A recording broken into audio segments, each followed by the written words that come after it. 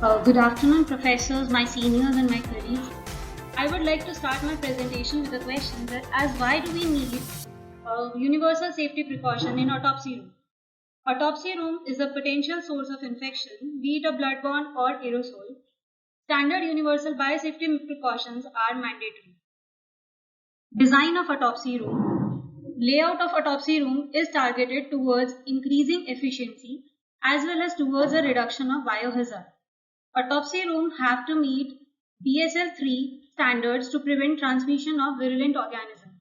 About different levels of biosafety standards, I am going to discuss this shortly. More common infections in India are TB, HIV and hepatitis. Basic functional area in is autopsy room, isolation room for infectious autopsy, storage area, separate area for demonstration table, cleaning and disinfection of instrument, and clean corner for specimen photography. Walk-in morgues with cold storage facilities for cold storage of cadavers. All doors, windows and ventilation system of autopsy room should be adequately sealable for decontamination by fumigation. Room should be well ventilated with efficient negative airflow exhaust system. This is a autopsy room in which we can see there are two autopsy tables with a proper distance between them to easily carry out two autopsies simultaneously. Along with the autopsy table, we have two supply areas for individual autopsy table. There is a weighing scale above the table which is attached from ceiling and bright lighting in throughout the whole room. And there is a wash basin area for hand washing as well as there is a hand dryer. Now there are four types of biosafety levels. Biosafety level 1 is required for those agents which do not cause disease in healthy individuals. So for that, standard microbiological practices are done. No primary barriers of safety equipments are required, only open bench and sink required. In biosafety level 2, agents for which we do is agents which are associated with human disease, which are transmitted by percutaneous injury, ingestion or mucous membrane exposure. In this, we do a BSL-1 practice plus there should be a limited access, biohazard warning sign and sharp precautions, biosafety manuals which define any needed waste decontamination or medical surveillance policies. Primary barriers and safety equipments in biosafety level 2 is class 1 or class 2 biosafety cabinets which are used for manipulation of agents that cause splashes or aerosols of infectious material. Personal protective equipments require a laboratory coats, gloves, face protection as needed. In this, we require biosafety level first facilities plus autoclave should be available. In biosafety level 3, indigenous or exotic agents with potential for aerosol transmission, the diseases which may have a serious or lethal consequences. For that, we require biosafety level 3. In our autopsy room, we follow this safety level 3. In this, we practice biosafety level 2 practices plus there should be a controlled access, decontamination of all waste, decontamination of laboratory clothes before laundering and also baseline serum done. Primary barriers and safety equipments in biosafety level should be for all manipulation of agents, class 1 or class 2 biosafety cabinets are required and also protective laboratory clothing, gloves, respiratory protections. In this, all facilities of biosafety level 2 plus there should be a physical separation from access corridors, self-closing double door access, exhaust air not recirculated, negative airflow into the laboratory. In biosafety level 4, this is required for dangerous or exotic agents which pose a high risk of life-threatening disease, aerosol transmitted laboratory infections and agents with unknown risk of transmission. In this, we practice biosafety level 3 plus there should be a clothing change before entering, shower on exit and all materials decontaminated on exit from facility. Primary barriers and safety equipments, all procedures should be conducted in class 3 biosafety cabinets, or if we are doing it class 1 or class 2 biosafety cabinets, it should be in combination with full body air supply, positive pressure, personal suit just like this, and biosafety level 3 practices, and there should be a separate building or isolated zone And there should be dedicated supply and exhaust, vacuum and decontamination system for biosafety level 4. Now, for infections to happen, infectious agent should be present and viable in the dead body even after death. So, various infections, first viral infections through HIV, hepatitis B and C, human T-cell lymphotropic virus, viral hemorrhagic fever by Ebola, rabies, H1N1 influenza, severe acute respiratory syndrome, Middle East respiratory syndrome, West Nile fever and COVID. Now, HIV, this can survive only for a very short time outside body at a room temperature, but hepatitis B survives up to 1 week in outside environment. And COVID, this can be transmitted through skin contact also.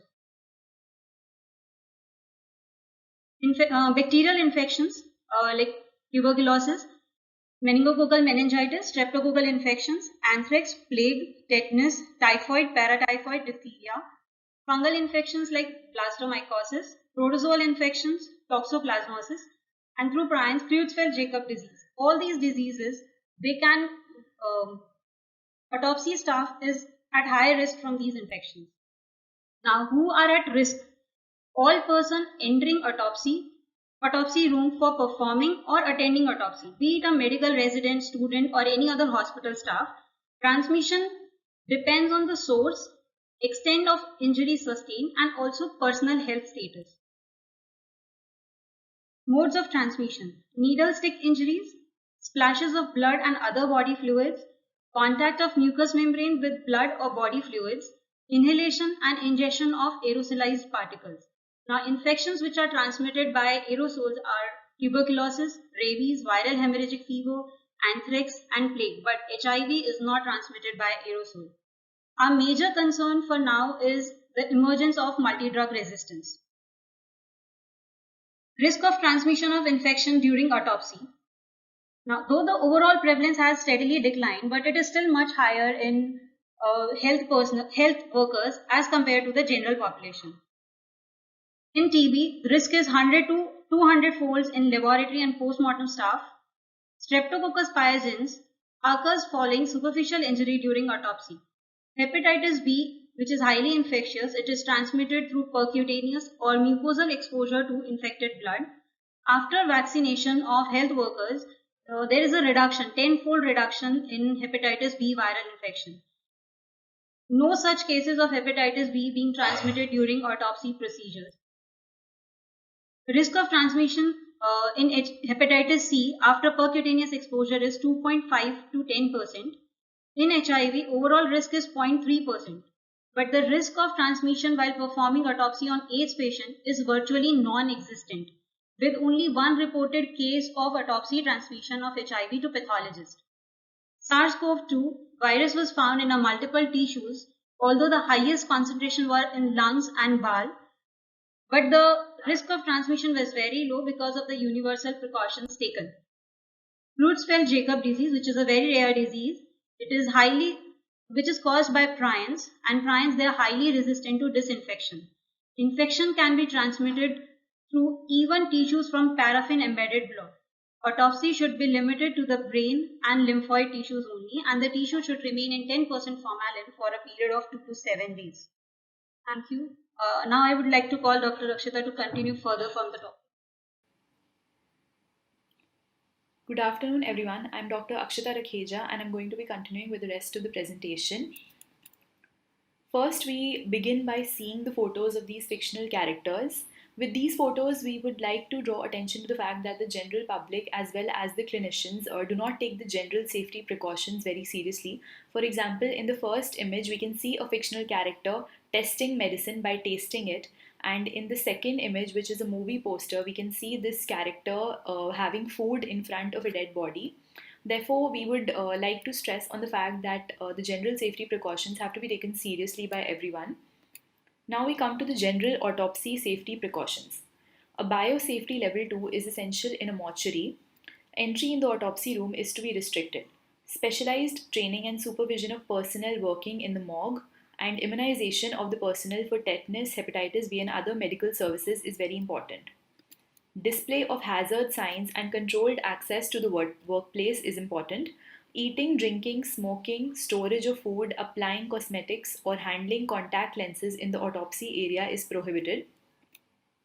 Preventive measures are to be readily followed, which include hand washing, instrument and surface decontamination, waste processing and safe disposal, and proper labeling of samples.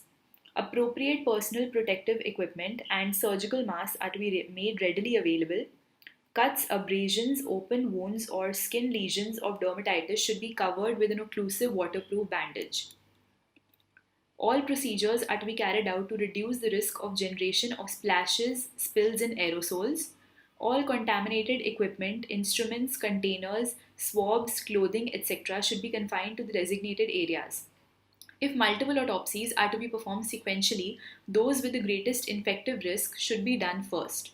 Paperwork leaving the autopsy area must not be contaminated with blood or body fluids. If contaminated, it should be discarded into the appropriate garbage bag lined disposal bins. Now we'll take a quick look at the different color coding of the disposal bins. Yellow color is for human or anatomical waste, human or animal anatomical waste, soiled waste, expired medicine, chemical waste, body fluids, and clinical waste. The red bins are for contaminated recyclable waste like plastic bags, bottles, pipes, containers, and catheters. The white bins are for sharps like scalpels, blades, needles, syringes with fixed needle, sharp metals, and needle tip cutter. And the blue bins are for broken glassware, cytotoxic waste, metallic body implant, and contaminated glasses, including medicine vials. Moving on, we come to the measures for handling needles and other sharp instruments. Needles should not be purposefully bent, clipped, recapped, or otherwise manipulated by hand. A puncture-resistant container designed for the disposal of sharp instruments should be within easy reach of the prosector. Needles, syringes, scalpel blades should be dropped into this container immediately after use. Needles should not be removed from syringes before disposal. Scalpel blades should be removed from their handles with forceps. Before leaving the autopsy table, the prosector should remove all scalpel blades from their handles and dispose of the blades immediately. Now we come to the isolation room for specific types of high-risk autopsies. For autopsies of bodies harboring pathogenic organisms like hepatitis, HIV, influenza, leprosy, meningococcal meningitis, plague, prion disease, rabies, tuberculosis, and multi-drug resistant bacteria, these autopsies have to be performed in a separate specially designed autopsy room, as all these come under high-risk autopsies. While performing the autopsy, only limited personnel to be present, at least 3 staff members including 1 experienced pathologist, a clean assistant who avoids direct contact with the deceased but assists with handling of stationery and specimen containers. A separate set of instruments should be dedicated for high-risk autopsies. The isolation room should have all the infrastructural aspects required for a general autopsy room. All biosafety precautions should be strictly enforced.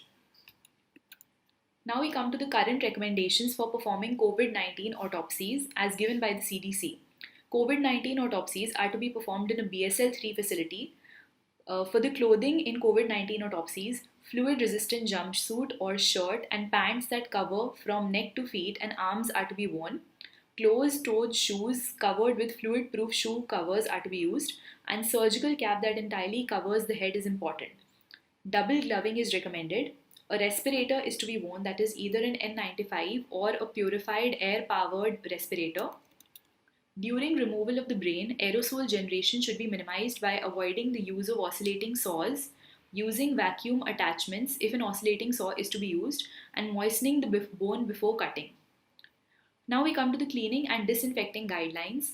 Before and after procedures, all wound openings should be cleaned, disinfected, and covered with waterproof bandage.